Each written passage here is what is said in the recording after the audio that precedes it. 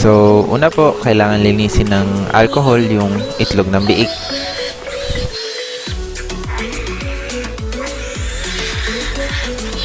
So, dito po sa una naming video, ang gagawin namin ay yung may isang hiwa lamang. So, hihiwaan mo yung itlog ng biik sa gitna.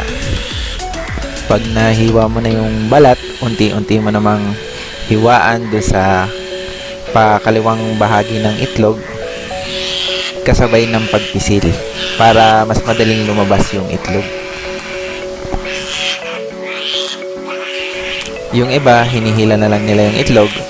Ako, pinuputol ko pa gamit yung blade. So far, di naman ako nagkakaproblema.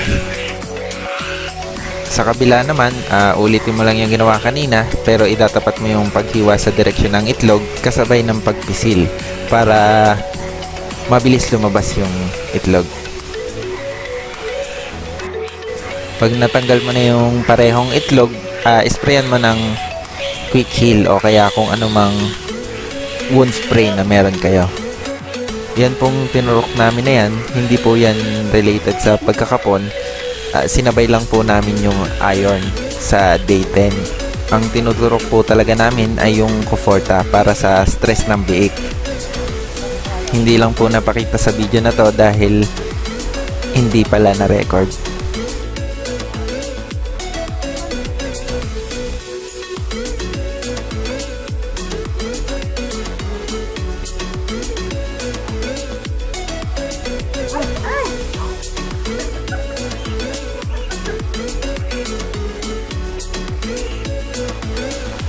Ganun po ulit.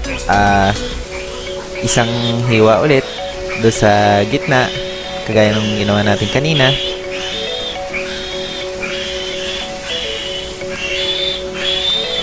Mahalaga talaga po na habang hinihiwa yung laman pinipisil din para mas madali talagang lalabas yung itlog.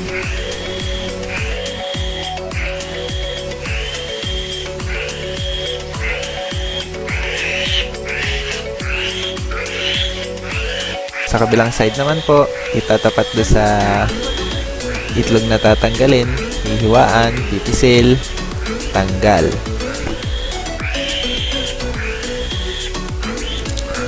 Huwag na huwag pong kakalimutan ng pag-spray ng gamot para mabilis gumaling yung sugat ng alaga natin biik.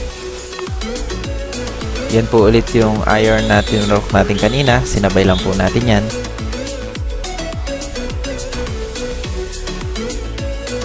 Ito naman po ay yung Coforta para sa stress ng biik. Ito naman po yung isang paraan namin ng pagkakapon. Mas madali po ito. Mas maganda po ito para sa mga beginner. Hihiwaan mo yung balat sa tapat ng itlog sabay ng pagpisil.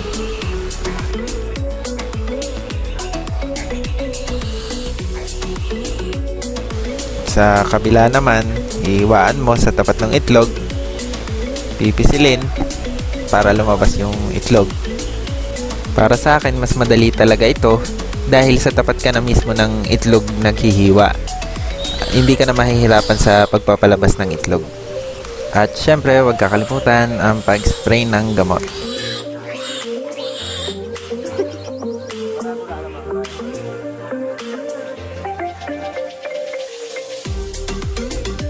Ito po ulit yung Coforta para sa stress ng biik. Ito po ulit isang full video ng pagkakapon gamit yung dalawang hiwa.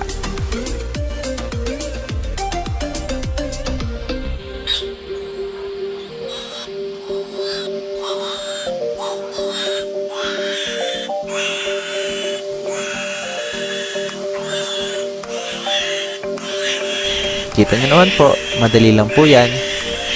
Pwede nyo pong subukan para hindi na po kayo magbabayad ng ibang tao para magkapon ng iyong mga alaga.